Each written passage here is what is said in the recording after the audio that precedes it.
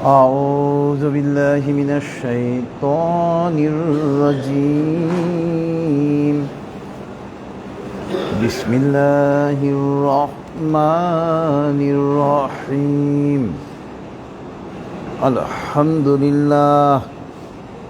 الحمد لله نستعينه ونستغفره ونعوذ بالله من شرور أنفسنا.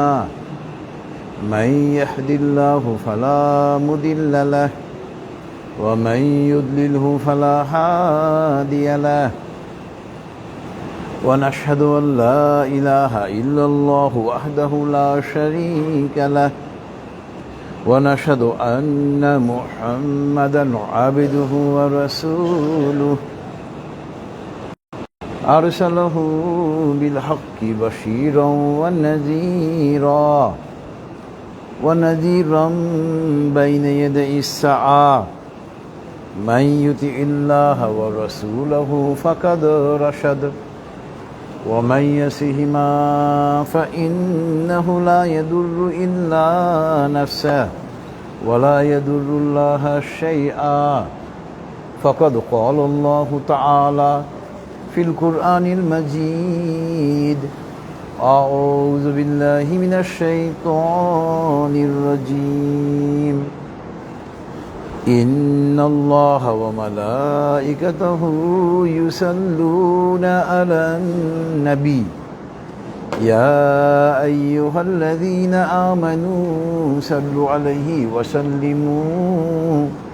وسلموا تسليما. اللهم صل على محمد وعلى آل محمد كما صليت على إبراهيم وعلى آل إبراهيم إنك حميد مجيد. اللهم بارك على محمد وعلى آل محمد كما باركت على إبراهيم وعلى آل إبراهيم إنك حميد مجيد. رب اشرح لي صدري ويسر لي أمري واحلل عقدة من لساني يفقه قولي. ربي زدني علما. সুবহানাল্লাহি ওয়া বিহামদিহি সুবহানাল্লাহিল আযীম। উপস্থিত সম্মানিত হাজিরান মজলিস এবং ফেসবুক লাইভের মাধ্যমে যারা আমাদের সঙ্গে যুক্ত হয়েছেন, আসসালামু আলাইকুম ওয়া রাহমাতুল্লাহি ওয়া বারাকাতুহু। মহান আল্লাহ পাকের দরবারে লক্ষ কোটি কৃতজ্ঞতা। মহান আল্লাহ পাক আজকে এই সুপ্রিম কোর্ট প্রাঙ্গণে মাগরিবের নামাজ আদায় করার পর আমাদেরকে তাফসীরুল কোরআনের এই মাহফিলে বসার তৌফিক দিয়েছেন। এজন্য আমরা মহান আল্লাহ পাকের দরবারে কৃতজ্ঞতা আদায় করি, বলি আলহামদুলিল্লাহ। আজকে আমরা ইনশাআল্লাহ মহাগ্রন্থ আল কোরআনের 22 নম্বর সূরা নম্বর 22 সূরাতুল হজের আয়াত নম্বর 72, একটা আয়াত নিয়ে আমরা আলোচনা করব ইনশাআল্লাহ। তবে আমরা যথারীতি প্রথমে এই একটা আয়াতের তেলাওয়াত এবং তরজমা, এরপরে ইনশাআল্লাহ আমরা এই আয়াতের তাফসীরে চলে যাব। আউযু বিল্লাহি মিনাশ শাইতানির রাজীম। বিসমিল্লাহির রহমানির রহিম। ওয়া ইযা তুতলা আলাইহিম আয়াতুনা বায়্যিনাতিন তা'রিফু ফি উজুহিল লাযীনা কাফারুল মুনকার يكادون يسطون بالذين يتلون عليهم آياتنا قل أفأنبئكم بشر من ذلكم النار وعدها الله الذين كفروا وبئس المصير. صدق الله العلي العظيم وصدق رسوله النبي الكريم ونحن على ذلك من الشاهدين. سبحان الله وبحمده سبحان الله العظيم. اللهم صل على محمد عبدك ورسولك বিতাড়িত শয়তান থেকে মহান আল্লাহর কাছে আশ্রয় চাচ্ছি। পরম করুণাময় এবং অসীম দয়ালু আল্লাহর নামে শুরু করছি। وَإِذَا تُتْلَى عَلَيْهِمْ آيَاتُنَا بَيِّنَاتٍ تَعْرِفُ فِي وُجُوهِ الَّذِينَ كَفَرُوا الْمُنكَرَ।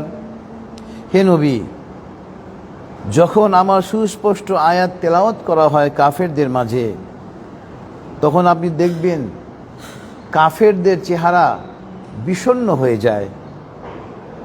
ইয়াকাদুনা ইয়াসতুনা বিল্লাযিনা ইয়াতলুনা আলাইহিম আয়াতিনা, তাদের চেহারা এমন বিষণ্ণ হয়ে যায় যে মনে হয় যে তারা এখনই যিনি তেলাওয়াত করছেন তার উপরে তারা আক্রমণ করবে।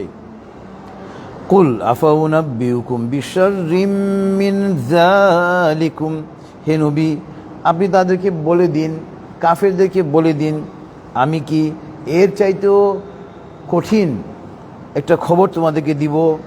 আন্নার, এবং তা হলো আগুন। ওয়াদাহাল্লাহুল্লাযীনা কাফারু, এবং আল্লাহ পাক এটা কাফেরদের জন্য তৈরি করে রেখেছেন, ব্যবস্থা করে রেখেছেন। ওয়া বিসাল মাসির, এবং এই জাহান্নাম, এই আগুন কত নিকৃষ্ট আবাসস্থল। মহান আল্লাহ সত্য বলেছেন এবং তার প্রেরিত নবী ও রাসূল সাল্লাল্লাহু আলাইহি ওয়াসাল্লামগণও সত্য বলেছেন, এবং আমরা সাক্ষীগণের অন্তর্ভুক্ত। মহাপবিত্র আল্লাহ, যাবতীয় প্রশংসা তার জন্য। মহাপবিত্র আল্লাহ, তিনি মহামহিমান্বিত। হে আল্লাহ, আপনি আপনার বান্দা এবং রাসূল হযরত মুহাম্মদ সাল্লাল্লাহু আলাইহি ওয়াসাল্লামের রহমত বর্ষণ করুন। এটা ছিল সূরাতুল হাজের আয়াত নম্বর ৭২-এর তেলাওয়াত এবং তরজমা। আপনার এই আয়াত নাজিল হয়েছে আল্লাহ রাসূল সাল্লাল্লাহু আলাইহি ওয়াসাল্লামের মূলত আপনার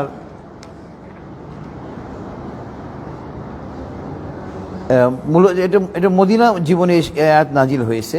তো মদিনায় তো কাফের ছিল, মুশরিকরাও ছিল। তো যখন আল্লাহ রাসূল সাল্লাল্লাহু আলাইহি ওয়াসাল্লাম মানুষকে তাওহীদের দিকে আহ্বান করতেন, এবং আল্লাহ রাসূল সাল্লাল্লাহু আলাইহি ওয়াসাল্লাম মানুষকে তাওহীদের দিকে আহ্বান করতেন মহাগ্রন্থ আল কোরআন তেলাওয়াতের মাধ্যমে। মা আত-তাওহীদু, তাওহীদ কি? আত-তাওহীদু ঈমানুন বিইলাহি ওয়াহিদ, তাওহীদ হলো একমাত্র সৃষ্টিকর্তা মহান আল্লাহ পাকের উপরে ঈমান আনা, বিশ্বাস স্থাপন করা। তো যখন আমার নবী সাল্লাল্লাহু আলাইহি ওয়াসাল্লাম কাফেরদেরকে কোরআন পড়ে পড়ে ইসলামের দিকে আহ্বান করতেন, তো কাফেররা এই কোরআনে তেলাওয়াত শুনে তাদের চেহারা বিমর্ষ হয়ে যেত, তারা রাগান্বিত হতো, এবং এমন রাগান্বিত হতো যে তাদের চেহারা দেখে মনে হতো এখনই বোধহয় আমাদের নবীর উপরে সে আক্রমণ করবে। তা আপনার এখন এই ১৫০০ বছর আগের এই আয়াত দেখেন আমাদের বর্তমান সমাজে একেবারে প্রযোজ্য। আমরা এই বাংলাদেশে প্রায় ৯৫ ভাগ লোক মুসলমান, ১০০ লোকের মধ্যে প্রায় ৯৫ ভাগ লোক মুসলমান। আমরা যখন বলি যে এখানে মুসলিম সংখ্যাগরিষ্ঠ রাষ্ট্র, মহাগ্রন্থ আল কোরআন দিয়ে এই রাষ্ট্র পরিচালিত হোক, ইসলামী খিলাফতের কথা যখন আমরা বলি, কাফেররা তো বটেই, আমাদের মুসলমানদের মধ্যে আমাদের বন্ধুরা রাগান্বিত হয়ে যায়। নাউজুবিল্লাহি মিন যালিক। এটা অত্যন্ত দুঃখজনক। কোরআনের কথা বললে যদি কেউ রাগান্বিত হয়, মহাগ্রন্থ আল কোরআন দিয়ে রাষ্ট্র পরিচালনার কথা বললে যদি গা জ্বলে, তখন বুঝে নিতে হবে তার মধ্যে মুনাফিকি সৃষ্টি হয়েছে। এবং তাফসিরে এসেছে মুনাফিক কাকে বলে। আল্লাহ পাক মহাগ্রন্থ আল কোরআনের ২৮ পারায় ৬৩ নম্বর একটা সূরা নাজিল করেছেন, যার নাম হলো সূরাতুল মুনাফিকুন। আল্লাহ পাক বলতেছেন, ইযা জাআকাল মুনাফিকুনা ক্বালু নাশহাদু ইন্নাকা লারাসূলুল্লাহ ওয়াল্লাহু ইয়ালামু ইন্নাকা লারাসূলু ওয়াল্লাহু ইয়াশহাদু ইন্নাল মুনাফিকিনা লাকাযিবিন। হে নবী, এই মুনাফিক সম্প্রদায়ের জন্ম হয়েছে আমাদের নবী সাল্লাল্লাহু আলাইহি ওয়াসাল্লামের মদিনা জীবনে। মক্কা জীবনে মুনাফিক ছিল না। মক্কা জীবনে তো উনি অত্যন্ত কষ্টের সঙ্গে ইসলাম প্রচার করতেছিলেন, ভয়ে ভয়ে। এবং উনি যখন প্রকাশ্যে ইসলাম প্রচার শুরু করলেন, এক পর্যায়ে কাফেররা তাকে হত্যার জন্য পরিকল্পনা গ্রহণ করলো, এবং আল্লাহ পাকের নির্দেশে তিনি মক্কা থেকে মদিনায় হিজরত করলেন। তো মদিনায় হিজরত করার পরে মদিনাবাসী সানন্দে ইসলাম গ্রহণ করলেন, আল্লাহ রাসূল সাল্লাল্লাহু আলাইহি ওয়াসাল্লামকে রাষ্ট্রীয় ক্ষমতায় সমাসীন করলেন। তখন আব্দুল্লাহ ইবনে উবাই সে ছিল মদিনার লোকের সর্দার এবং সে বদরের যুদ্ধ পর্যন্ত অপেক্ষা করলো। ও ভেবেছিল বদরের যুদ্ধে মুশরিক বাহিনীর সহিত যুদ্ধে মুসলমানরা যেহেতু সংখ্যায় কম, সংখ্যালঘু, মাত্র 313 জন, আর তারা 1000-এর উপরে সেনাবাহিনী, বিশাল অস্ত্রে তারা সজ্জিত, মুসলমানরা তো পরাজিত হবেই। আবদুল্লাহ ইবনে উবাই এই মুশরিক বদরের যুদ্ধে যখন দেখলো মুসলমানরা বিজয়ী হলো, কাফেররা চরমভাবে পরাজিত হলো, তখন সে লোক দেখানোর জন্য ইসলাম গ্রহণ করলো। কিন্তু অন্তরে অন্তরে সে ইসলামের বিরুদ্ধে বিদ্বেষ পোষণ করত। সেই হলো মোনাফেকদের সর্দার। অর্থাৎ মোনাফেকের বাংলা আমরা একটা বাগধারা পড়েছি স্কুলে, বাংলা ব্যাকরণে, মিছরির ছুরি, মুখে মধু অন্তরে বিষ। মোনাফেকরা মুখে ইসলাম গ্রহণ করে কিন্তু অন্তরে ইসলামের বিরুদ্ধে তারা বিদ্বেষ পোষণ করে। তো আপনার যে কথা বলছিলাম যে এই মোনাফেক সম্প্রদায় আমাদের সমাজে ভর্তি। যখন আমরা বলি বাংলাদেশে ইসলামী খিলাফত কায়েম হোক, তাদের গা জ্বলে। যাদের ইসলামী খিলাফতের কথা শুনলে, মহাগ্রন্থ আল কোরআন দিয়ে বাংলাদেশ পরিচালিত হওয়ার কথা শুনলে গা জ্বলে, তাদেরকে বুঝে নিতে হবে তাদের ভিতরে মোনাফিকি জন্ম হয়েছে। সুতরাং এই মোনাফিকি দূর করতে হবে। কারণ ইন্নাল মুনাফিকিনা ফিদ দারকিল আসফালি মিনান নার ওয়ালান তাজিদ লাহুম নাসীরা। নিশ্চয়ই মুনাফিকদের স্থান জাহান্নামের নিম্ন স্তরে এবং আপনার তাদের স্থান হবে জাহান্নামের নিম্ন স্তরে। তো এখানে আল্লাহ পাক বলতেছেন যে যখন আপনি কোরআন তেলাওয়াত করেন তখন এই মুনাফিকরা, কাফেররা, তাদের চেহারা বিমর্ষ হয়ে যায় এবং তারা আপনার উপরে আক্রমণ করার জন্য উদ্যত হয়। আল্লাহ পাক বলতেছেন, কুল আফা উনাব্বিউকুম বিশাররিম মিন যালিকুম, হে নবী আপনি কাফেরদেরকে, মুনাফিকদেরকে জানিয়ে দিন, আমি কি তোমাদেরকে এর চাইতেও নিকৃষ্ট একটা খবর দিব? আন-নার, এবং এই নিকৃষ্ট খবর হলো আগুন। এবং এটা আল্লাহ পাকের ওয়াদা। আল্লাহ পাক এটা কাফেরদের জন্য, মুনাফিকদের জন্য তৈরি করে রেখেছেন। কত নিকৃষ্ট আবাসস্থল হলো এই জাহান্নাম। তা আমরা চলে যাব আজকে তাফসিরের সঙ্গে প্রাসঙ্গিক, প্রথমে অন্যান্য সূরার অন্যান্য আয়াতে, এরপরে আমরা সহিহ হাদিসে যাব। তো প্রথম আজকে তাফসিরের সঙ্গে প্রাসঙ্গিক আয়াত হলো সূরাতুল আরাফের আয়াত নম্বর 204। এবং মহাগ্রন্থ আল কোরআন যখন তেলাওয়াত হয় কোথাও, আমরা যখন তেলাওয়াত শুনব, আমাদের দায়িত্ব হবে তেলাওয়াতটা মনোযোগ সহকারে শ্রবণ করা। এটা কোরআনের নির্দেশনা। আল্লাহ পাক বলতেছেন, ওয়াইদা কুরিয়াল কুরআনু ফাসতামিউ লাহু ওয়া আনসিতু লাআল্লাকুম তুরহামুন। ওয়াইদা কুরিয়াল কুরআন, যখন কোরআন তেলাওয়াত করা হয়, প্যাসিভ ভয়েস, এটাকে আপনার বলা হয় মাজহুল, আপনার কর্মবাচ্য। যখন কোরআন তেলাওয়াত করা হয়, ফাসতামিউ লাহু, তোমরা তা মনোযোগ সহকারে শ্রবণ করো। ওয়া আনসিতু, এবং তোমরা চুপ থাকো। লাআল্লাকুম তুরহামুন, আশা করা যায় তোমাদের উপরে অনুগ্রহ করা হবে। আমার অনেক সুযোগ হয়েছে আপনার বড় বড় রাষ্ট্রীয় অনুষ্ঠানে, বারের অনুষ্ঠানে কোরআন তেলাওয়াত করার। আমি দেখেছি, আমি যখন উদ্বোধনী অনুষ্ঠানে কোরআন তেলাওয়াত করি, আমি দেখেছি আমাদের মুসলমান ভাইরা এমনি তো কথা বলে, আমার তেলাওয়াতের সময় আরও বেশি করে কথা বলে, নিজেকে ব্যস্ত দেখায়, অথচ তার নাম আব্দুল রহিম, আব্দুল করিম। এটা অত্যন্ত দুঃখজনক। আমরা মুসলমানরা, আমরা নিজেরাই আমাদের জন্য যে পথ প্রদর্শক মহাগ্রন্থ আল কোরআন, এই গাইডলাইন, এটাকে সম্মান করতে আমরা জানি না। তা আল্লাহ পাক সূরাতুল আরাফের আয়াত নম্বর 204 বলতেছেন, ওয়াইদা কুরিয়াল কুরআন, যখন কোরআন তেলাওয়াত করা হয়, ফাসতামিউ লাহু, তোমরা তা মনোযোগ সহকারে শ্রবণ করো। ওয়া আনসিতু, এবং তোমরা চুপ থাকো। লাআল্লাকুম তুরহামুন, আশা করা যায় তোমাদের উপরে অনুগ্রহ করা হবে। এরপরে এটা ছিল সূরাতুল আরাফের আয়াত নম্বর 204, আজকে তাফসিরের সঙ্গে প্রাসঙ্গিক।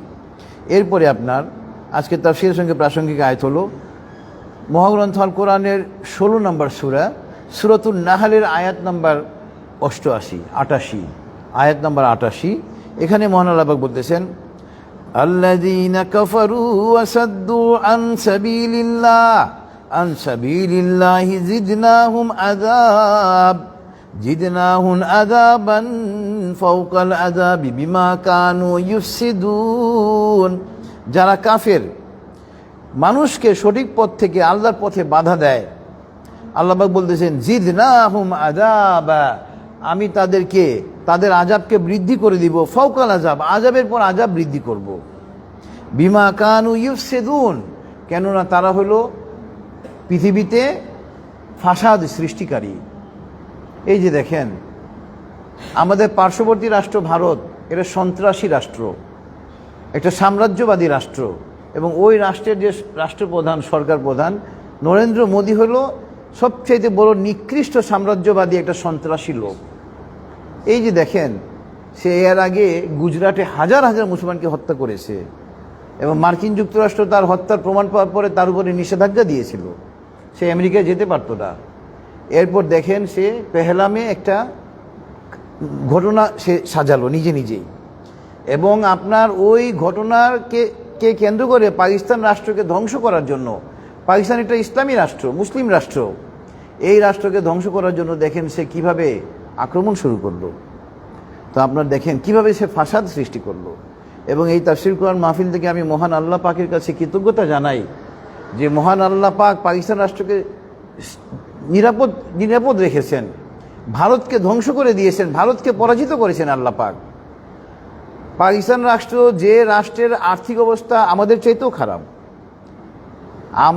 আমাদের 100 টাকা বোধ ওইখানে 200 টাকা তার চেয়ে বেশি, তাদের এত অবমূল্যায়ন অর্থনীতির, অথচ যে রাষ্ট্র খেতে পারে না, দেখেন ওই রাষ্ট্র কিভাবে সামরিক শক্তিতে এত শক্তিশালী যে তারা ভারতের আক্রমণকে প্রতিহত করলো এবং ভারত পরাজিত। তাদের রাফাল বিমান 3টা সহ মোট 6টা বিমানকে ভূপাতিত করেছে পাকিস্তান। এই ভারত পরে আমেরিকাকে বলে এই যুদ্ধবিরতি তারা কার্যকর করলো।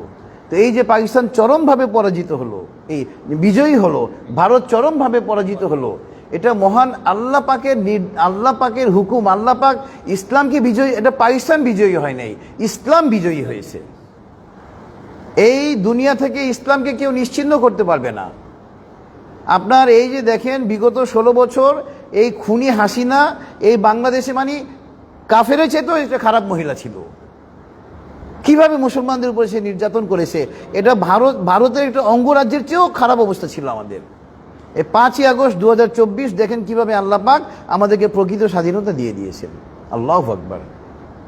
এখন ভারতের তো মাথা খারাপ, এই পাকিস্তান ভারতের বিরুদ্ধে বিজয়ী হওয়ার পরে এখন আমরা বাঙালিরা আমরা যুদ্ধ বিমান কিনতেছি, শত শত যুদ্ধ বিমান আমরা কিনবো ইনশাল্লাহ, আমাদের আকাশসীমা রক্ষার জন্য ইনশাল্লাহ। তো আলহামদুলিল্লাহ, ইসলামকে কেউ কখনো ধ্বংস করতে আগে পারে নাই এবং পারবেও না, কারণ এটা আল্লাহ পাকের ওয়াদা। এই ধর্মটা আল্লাহ পাকই এই ধর্মকে রক্ষা করবেন, এই ধর্মের অভিভাবক তিনি। এবং এই আয়াতের তাফসীরের সঙ্গে আমরা চলে যাব এই সূরাতুল বাকারার আয়াত নম্বর 257। সূরাতুল বাকারার আয়াত নম্বর 257-তে মহান আল্লাহ পাক বলতেছেন, আল্লাহু ওয়ালিউল্লাযীনা আমানু ইউখরিজুহুম মিনাজ যুলুমাতি ইলান নূর। যারা ঈমানদার তাদের অভিভাবক হলো আল্লাহ পাক, আর আল্লাহ পাক মানুষকে অন্ধকার থেকে আলোর দিকে নিয়ে যান। ওয়াল্লাযীনা কাফারু আউলিয়াউহুমুত তাগুত। আর যাদের অভিভাবক হলো ইবলিস শয়তান, এই যে ভারতের অভিভাবক হলো ইবলিস শয়তান, যাদের অভিভাবক ইবলিস শয়তান তাগুত কি করে? ইউখরিজুনাহুম মিনান নূরি ইলাজ যুলুমাত। ইবলিস শয়তান তাদেরকে আলো থেকে অন্ধকারে নিয়ে যায়। উলাইকা আসহাবুন নার, তারা হলো জাহান্নামের অধিবাসী। হুম ফিহা খালিদুন, এবং তারা জাহান্নামে চিরকাল থাকবে। তবে ইসলাম বিজয়ী হবেই, ইসলামকে কেউ কখনো পরাজিত করতে পারেনি ইনশাআল্লাহ, পারবেও না। শুধু শর্ত হলো আমি তো অবাক হয়ে গিয়েছি। দেখেন, আমি এতদিন মনে করতাম পাকিস্তানের সেনাবাহিনী একটা নিকৃষ্ট বাহিনী, তারা ওই দেশে গণতন্ত্র ফেরত দিচ্ছে না। তারা কেন গণতন্ত্র ফেরত দেয়নি আমি এই পাক ভারত যুদ্ধের পরে বুঝতে পেরেছি। কারণ পাকিস্তানি সেনাবাহিনী জানে এই পাকিস্তানকে ধ্বংস করার জন্য ভারত যে কোনো সময় চেষ্টা করবে, অতীতেও বহুবার করেছে, আবার করবে। এই জন্য পাকিস্তান সেনাবাহিনী তাদের মানে মানে আয়ের সর্বোচ্চ অংশ সামরিক খাতে ব্যয় করে। এই যে সামরিক খাতে ব্যয় করে, তারা জানে যে ভারত আক্রমণ করলে আমাদেরকে প্রতিহত করতে হবে। এইটা নিয়েই ইমরান খানের সঙ্গে তাদের মেইন দ্বন্দ্ব ছিল। ইমরান খান সামরিক খাতে ব্যয় এত করবে না, কিন্তু পাকিস্তান সেনাবাহিনী তো জানে আমাদের পার্শ্ববর্তী রাষ্ট্র, সন্ত্রাসী রাষ্ট্র, এই কাফের রাষ্ট্র ভারত আমাদের উপর আক্রমণ করবেই। এই যে আক্রমণটা তারা প্রতিহত করেছে, তারা সামরিক ব্যয় সর্বোচ্চ মানে পাকিস্তানকে রক্ষার জন্য ব্যয় করে। এই জন্য দেখেন তাদের যে আকাশ সীমা এত সুরক্ষিত, ঢুকতেই পারে নাই ভারত পাকিস্তান আকাশ সীমার মধ্যে। আর পাকিস্তান তাদের আকাশ সীমার ভিতর থেকে 160 কিলোমিটার দূর থেকে রাফালগুলোকে ধ্বংস করেছে। আল্লাহু আকবার! তারা কত মানে দক্ষ এই ব্যাপারে। তা আমি পাকিস্তান সেনাবাহিনীকে আগে ভুল বুঝতাম যে তারা জোর করে ক্ষমতা দখল করে রেখেছে, ওই দেশে গণতন্ত্র ফেরত দিচ্ছে না। কেন দিচ্ছে না আমি এই যুদ্ধের পরে বুঝতে পেরেছি। এবং ওদের যে কৌশল আমি দেখতেছি যে দে আর রাইট। এবং পাকিস্তান সেনাবাহিনীর যে সেনাপ্রধান, আপনি তার বক্তব্য শুনলে অবাক হয়ে যাবেন যে একজন অ্যাকচুয়াল মুফতি মৌলানা উনি নিজে।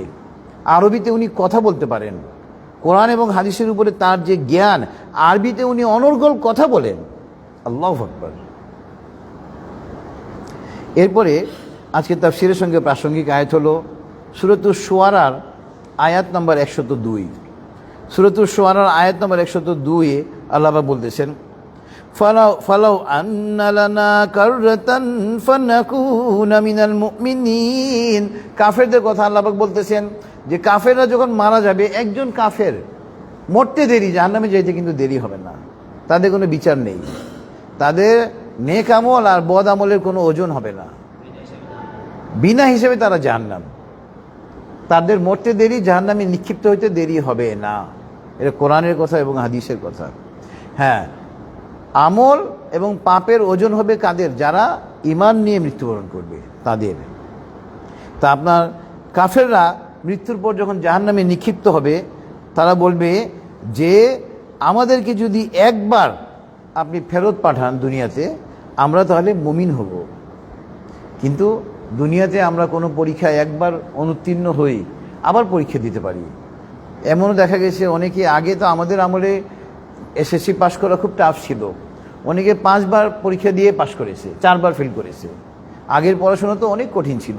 এই খুনি হাসিনা, আওয়ামী লীগ তো পড়াশোনার, আমাদের শিক্ষা ব্যবস্থাও ধ্বংস। 100% পাশ করিয়ে দেয়, সবাইকে সার্টিফিকেট দিয়ে দেয়, কিন্তু শিক্ষার ভিতরে কিছু নেই। নাউজুবিল্লাহি মিন যালিক। কেউ ফেল করে না এখন। বোর্ডের যারা বোর্ড এক্সামিনাররা বলতেছে যে ভাই, আমরা খাতা দেখার পর যদি কোনো স্টুডেন্ট ফেল করে, আমরা খুব কষ্ট করে তাকে যেভাবে পাস করাই। কেননা ও যদি আমি যদি ওকে ফেল দেখাই, আমাকে হেড এক্সামিনার ডেকে শোকস করবে যে আপনি তাকে কেন ফেল করালেন। এখন এই শোকস খেয়ে আমার খাতা দেখার বিলও আটকাবে, আমার একবার গাড়ি ভাড়া খরচ করে বোর্ডে গিয়ে জবাব দিতে হবে। এই জন্য আমি কাউকে ফেল করি না, আমি ওই ফেলকেও পাস দিয়ে দিই। এই হলো আমাদের দেশের শিক্ষা ব্যবস্থা। তো আপনার এই জন্য হলো যে আপনার এই বিগত 16 বছর শিক্ষা ব্যবস্থাও ধ্বংস করেছে এই মহিলাটা। তা যে কথা বলছিলাম, ফালাউ আন্না লানা কাররাতান ফানাকুনা মিনাল মুমিনিন, যে কাফেররা কিন্তু মৃত্যুর পরে তারা তাদের অভিলাষ ইচ্ছা ব্যক্ত করবে যে হে আল্লাহ, আমাদেরকে আরেকবার দুনিয়াতে পাঠাও, যদি আমাদেরকে আরেকবার দুনিয়াতে পাঠাও আমরা তখন মুমিন হব। কিন্তু ওই সুযোগ আর থাকবে না। এরপরে আজকে তাফসীরের সঙ্গে প্রাসঙ্গিক আয়াত হলো সূরাতুল আহজাবের আয়াত নম্বর 64। সূরাতুল আহজাবের আয়াত নম্বর 64-তে আল্লাহ পাক বলতেছেন, ইন্নাল্লাহা লাআনাল কাফিরিনা ওয়া আ'আদ্দা লাহুম সাঈরা। আল্লাহ পাক কাফেরদের উপরে অভিসম্পাত করেন এবং তাদের জন্য আগুন আল্লাহ পাক তৈরি করে রেখেছেন। এরপরে আয়াত হলো আয়াত নম্বর 67 এবং 68। এই সূরা আল আহজাবেরই আয়াত নম্বর 67-তে আল্লাহ পাক বলতেছেন, ওয়াকালু রাব্বানা ইন্না আতা'না সাদাতানা ওয়া কুবারা'ানা ফাআদাল্লুনাস সাবিলা। কাফেররা যখন জাহান্নামে নিক্ষিপ্ত হবে, তখন তারা আল্লাহর কাছে ফরিয়াদ করবে যে হে আল্লাহ, এই যে নেতারা, আমাদের সমাজের অধিপতিরা, এরা আমাদেরকে পথভ্রষ্ট করেছে। রব্বানা আতিহিম দিফাইনি মিনাল আযাব, হে আল্লাহ আপনি তাদেরকে আজকে দ্বিগুণ শাস্তি প্রদান করুন। ওয়াল আনহুম লাআনান কাবীরা, এবং তাদের অভিশাপটা আরো বড় অভিশাপ তাদেরকে দেন। কাফেররাই কাফেরদের জন্য তখন আল্লাহর কাছে ফরিয়াদ করবে, আবেদন করবে। আজকে আমরা অনেকে রাজনীতি করেন, নেতার কারণে ইসলামের বিরোধী কাজ করতেছেন। ওই পরকালে তখন আফসোস করে আর কোনো লাভ হবে না। নেতা তো জাহান্নামে নিক্ষিপ্ত হবেই, আপনিও যখন জাহান্নামে নিক্ষিপ্ত হবেন তখন হয়তো আপনিও এই কথা বলতে পারেন যে আল্লাহ আমি এই নেতার কারণে এই কাজ করেছি। এই এক্সকিউজ কোনো কাজে আসবে না তখন। এরপরে আপনার আজকে তাফসীরের সঙ্গে প্রাসঙ্গিক আয়াত হলো সূরাতুস সদের আয়াত নম্বর 11। সূরাতুস সদের আয়াত নম্বর 11 তো বলতেছেন আবার দেখেন, আপনার ১৫০০ বছর আগের আয়াত পুরোপুরিভাবে মিলে গেছে আমাদের বর্তমান বিশ্বে। জুনদুম মা হুনালিকা মাহজুমুম মিনাল আহজাব, আল্লাহ পাক বলতেছেন এই সম্মিলিত বাহিনী, কাফেরদের সম্মিলিত বাহিনী পরাজিত হবে, ধ্বংস হবে। এই যে দেখেন, আমেরিকাই কিন্তু ভারতকে দিয়ে কাজটা করালো, পাকিস্তানে আক্রমণ করালো। ইসরায়েল দিয়ে তো আমেরিকা মুসলমানদেরকে ফিলিস্তিনে শেষই করে দিয়েছে, ওখানে মুসলমানদের কিছুই নেই। তো তারা মনে করেছিল ফিলিস্তিনের মতো পাকিস্তানেও এভাবে ভারত খালি হামলা করবে আর বলবে যে ওখানে সন্ত্রাসীরা আছে, এই জন্য আমরা সন্ত্রাসবাদের বিরুদ্ধে আমাদের যুদ্ধ। ভারতকে মার্কিন যুক্তরাষ্ট্র, ইসরায়েল, রাশিয়া, ফ্রান্স, ইংল্যান্ড সবাই মিলে করলো যে তোমরা আক্রমণ করো। ওদের কাছ থেকে কিন্তু গ্রিন সিগন্যাল পেয়ে সে আক্রমণ শুরু করলো।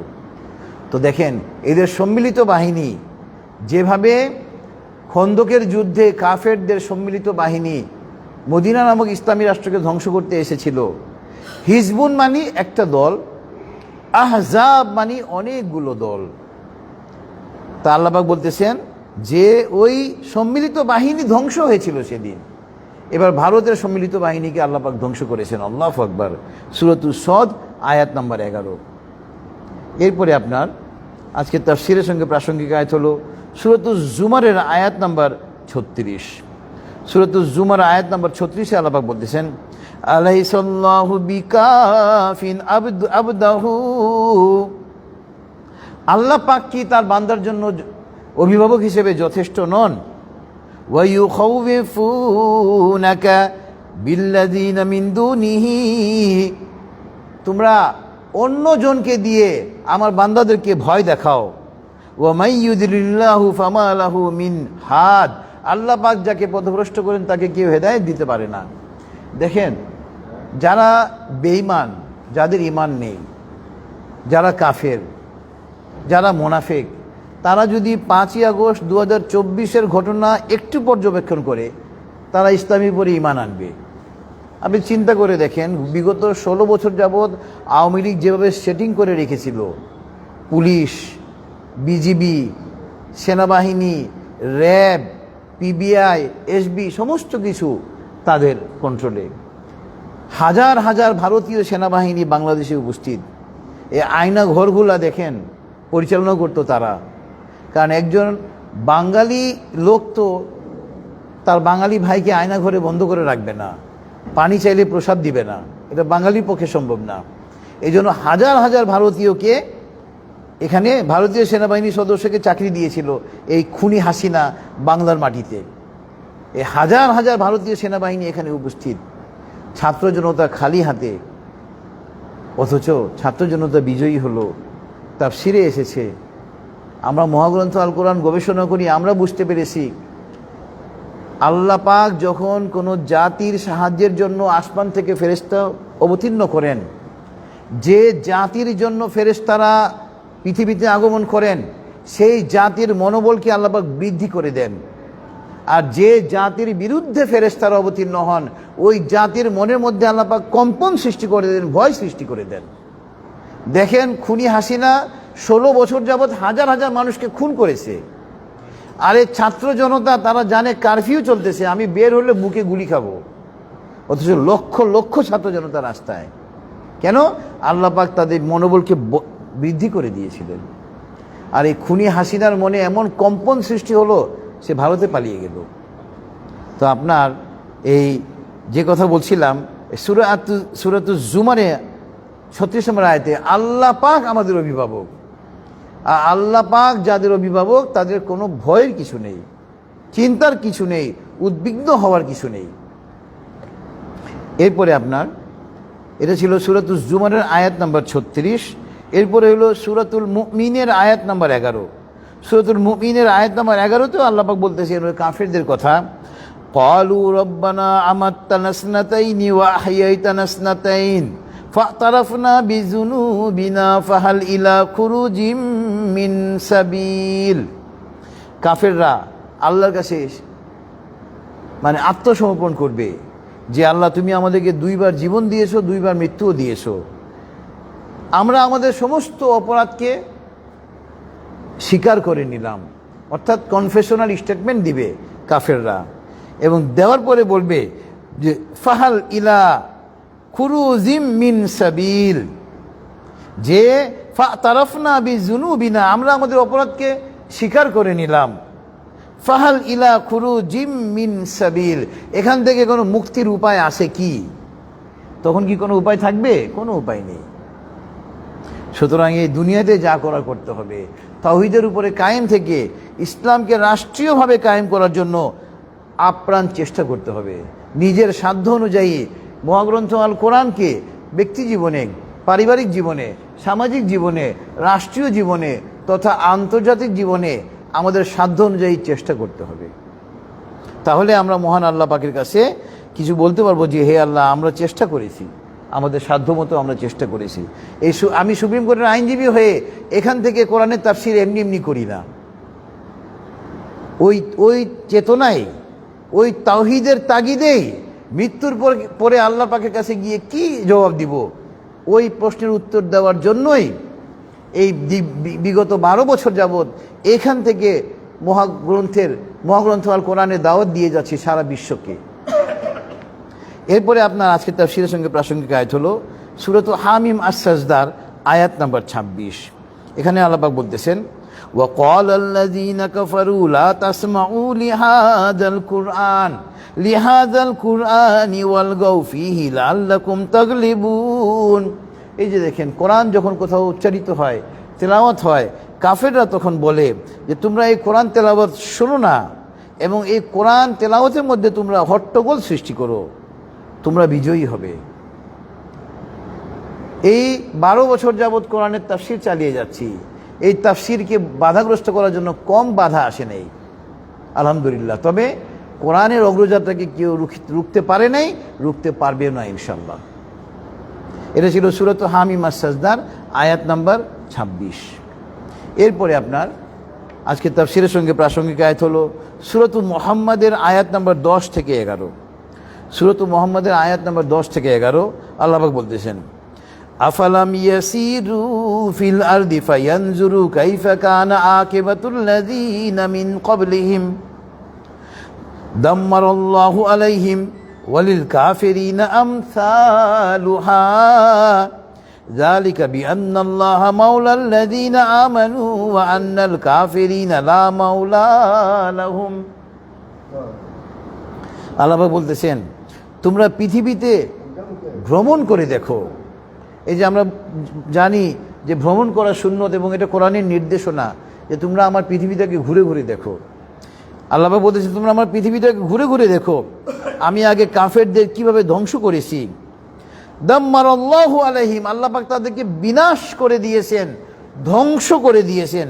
ওয়ালিল কাফিরিনা আমসালুহা, এবং এই কাফেরদের অবস্থাও অতীতের কাফেরদের মতোই হবে। যালিকা বিআন্নাল্লাহা মাওলাল লাযিনা আমানু, কেননা যারা ঈমানদার তাদের অভিভাবক তো আল্লাহ পাক। ওয়া আন্নাল কাফিরিনা লা মাওলা লাহুম, এবং কাফেরদের কোনো অভিভাবক নেই। কাফেরদের অভিভাবক কে? তাগুত। কাফেরদের অভিভাবক হলো ইবলিস, শয়তান। এবং এটা আমি সূরা বাকারার আয়াত নম্বর 257-তে দেখিয়েছি যে আল্লাহ পাক স্পষ্ট করে ঘোষণা করে দিয়েছেন যে আপনার আল্লাহু ওয়ালিউল্লাযিনা আমানু ইউখরিজুহুম মিনাজ যুলুমাতি ইলান নূর। আল্লাহ পাক ঈমানদারদের অভিভাবক এবং আল্লাহ পাক মানুষকে অন্ধকার থেকে আলোর দিকে নিয়ে যান।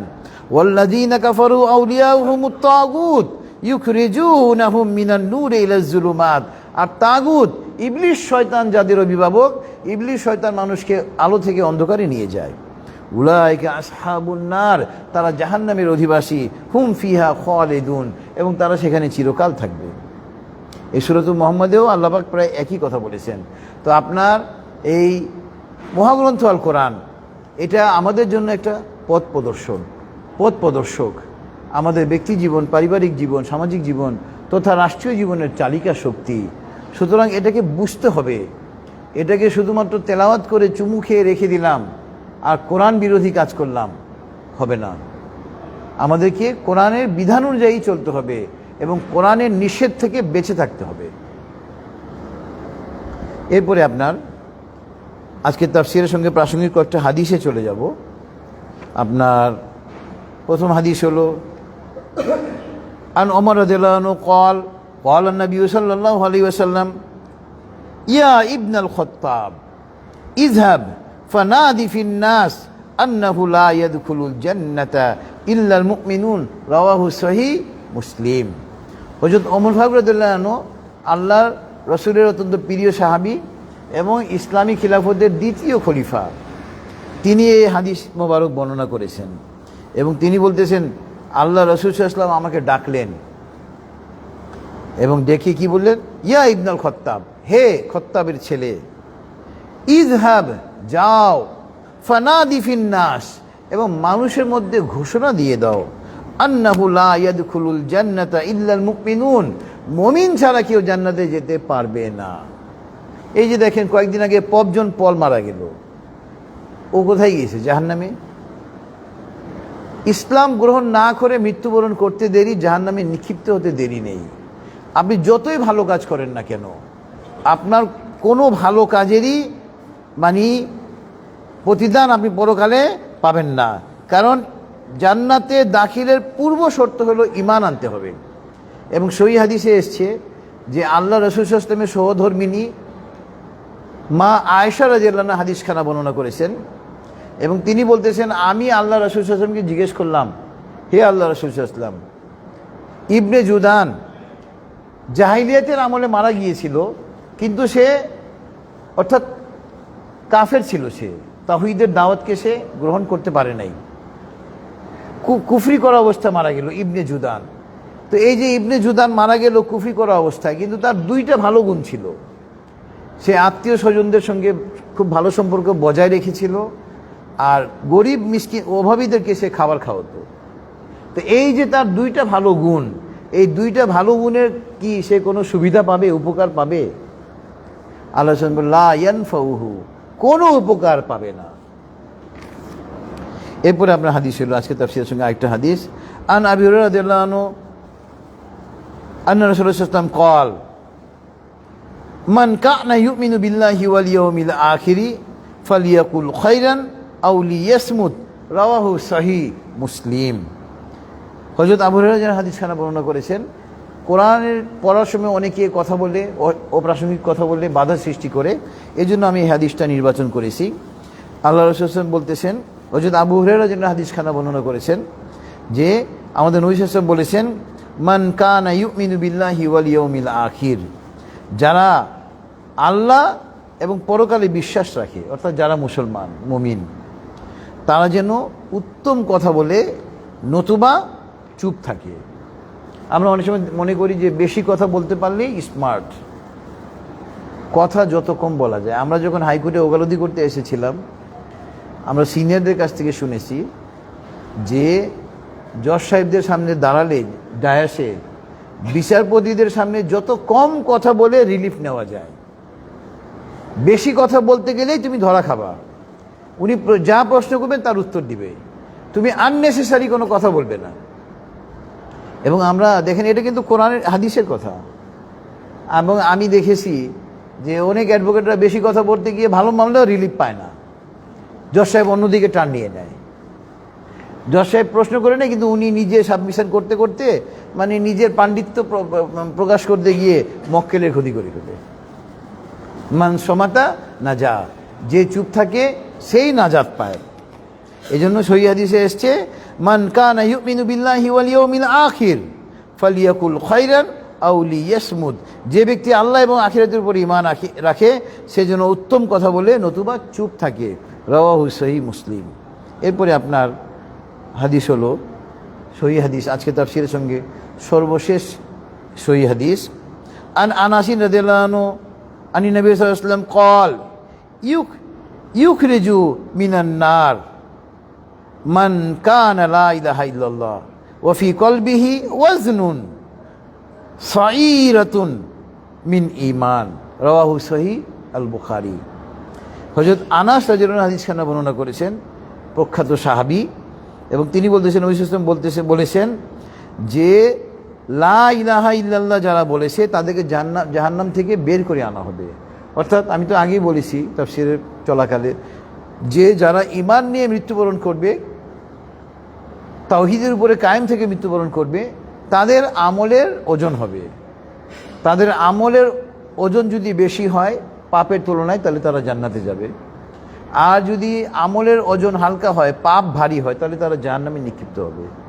কিন্তু যারা যেহেতু ঈমান ছিল, আল্লাহ পাক একসময় তাদেরকে জাহান্নাম থেকে বের করে আনবেন, কারণ তারা তো ঈমানদার। এবং বিন্দু পরিমাণ যাদের ঈমান থাকবে, সরিষার দানার পরিমাণ, আল্লাহ পাক তাদেরকে জাহান্নাম থেকে বের করে আনবেন। তো এই জন্য তাওহীদের উপরে কায়েম থাকতে হবে। তাওহীদের উপরে কায়েম থেকে যদি আমরা মৃত্যুবরণ করি তো ইনশাআল্লাহ জান্নাতে যাওয়ার একটা সম্ভাবনা আমাদের থাকবে ইনশাআল্লাহ। কিন্তু তাওহীদ থেকে যদি আমরা বিচ্যুত হয়ে যাই, ওই নিজে দুনিয়াতে কিছু পাওয়ার জন্য, দুনিয়াতে কিছু অর্জন করার জন্য, তাহলে কিন্তু আমরা চরমভাবে ক্ষতিগ্রস্ত হয়ে যাব। তো আপনার ইনশাআল্লাহ যেটুকু আলোচনা হয়েছে আল্লাহ পাক আমাদেরকে তার উপর আমল করার জন্য তৌফিক দান করুন। তো ইনশাআল্লাহ দোয়া হবে, আমরা সবাই একবার দরুদ ইব্রাহিম পড়ি। আল্লাহুম্মা সাল্লি আলা মুহাম্মাদ ওয়া আলা আলি মুহাম্মাদ কামা সাল্লাইতা আলা ইব্রাহিম ওয়া আলা আলি ইব্রাহিম ইন্নাকা হামিদুম মাজিদ।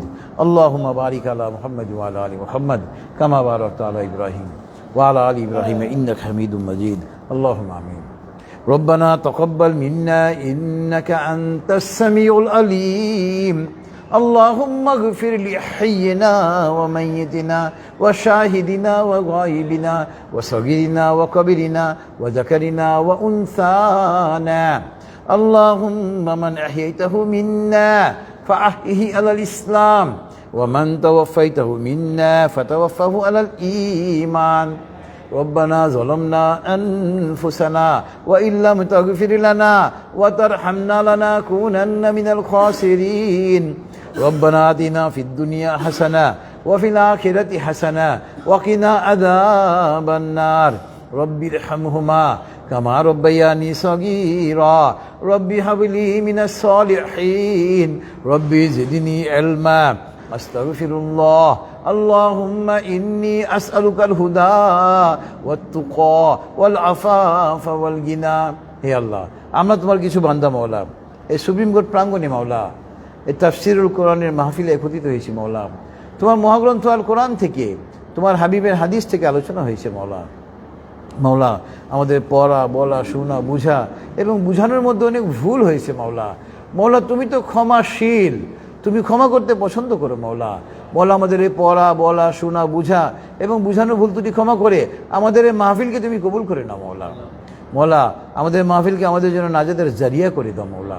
মাওলা, আমাদেরকে আরবি ভাষা, বাংলা ভাষা, ইংরেজি ভাষার উপরে অগাধ পারদর্শিতা দান করো মাওলা, যাতে করে সারা বিশ্বে তোমার কালামে পাকের বাণীকে আমরা ছড়িয়ে দিতে পারি মাওলা। তুমি আমাদেরকে সেই তৌফিক দান করো মাওলা।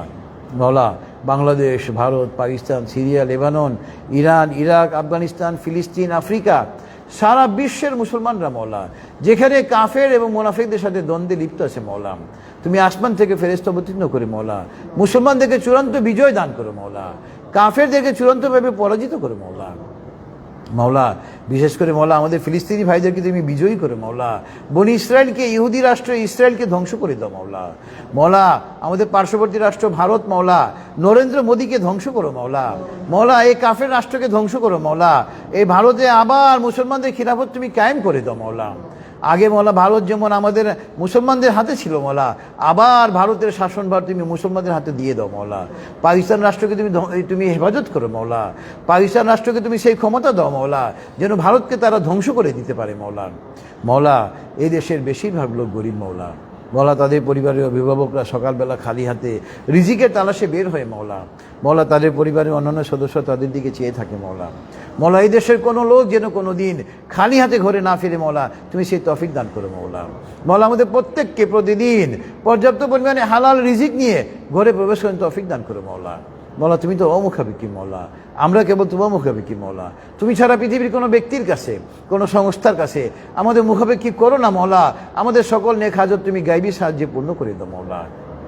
মওলা আমাদের এই প্রিয় বাংলাদেশ মওলা, আমরা এখানে প্রায় 95% লোক তোমার তোমার তোমার তোমার উপরে ঈমান রাখি মওলা। প্রায় 95% লোক আমরা মুসলমান মওলা। মওলা আমাদের দেশে তুমি ইসলামী খিলাফত কায়েম করে দাও মওলা। মওলা এমন এক সরকার এই দেশের রাষ্ট্র ক্ষমতায় অধিষ্ঠিত করো মওলা, যারা মহাগ্রন্থ আল কোরআন দিয়ে এবং সহিহ হাদিস দিয়ে বাংলাদেশকে পরিচালনা করবে মওলা। এই দেশে তুমি সত্যিকারের খিলাফত কায়েম করেই দাও মওলা, এইবারই করে দাও মওলা। মওলা আর দেরি করো না মওলা, এবারই এই দেশে ইসলামী খিলাফত কায়েম করে দাও মওলা। যারা ইসলামী খিলাফতের বিরোধিতা করতেছে মওলা, তাদেরকে তুমি হেদায়েত দিয়ে দাও মওলা। যদি তাদের ভাগ্যে হেদায়েত না থাকে মওলা, তাদেরকে ধ্বংস করে দাও মওলা। মওলা আমরা যারা হাত তুলেছি মওলা, তুমি তো আমাদের প্রত্যেকের মনের খবর জানো মওলা। তুমি আমাদের প্রত্যেকের মনের নেক উদ্দেশ্যকে পূর্ণ করে দাও মওলা। মওলা আমাদের জন্য যা যা কল্যাণকর মওলা, অথচ আমরা চাইনি, সমস্ত কিছু আমাদেরকে দিয়ে দাও মওলা। তোমার হাবিব তোমার কাছে যে সমস্ত কল্যাণ চাইতেন, আমরাও তোমার কাছে ওই সমস্ত কল্যাণ চাই।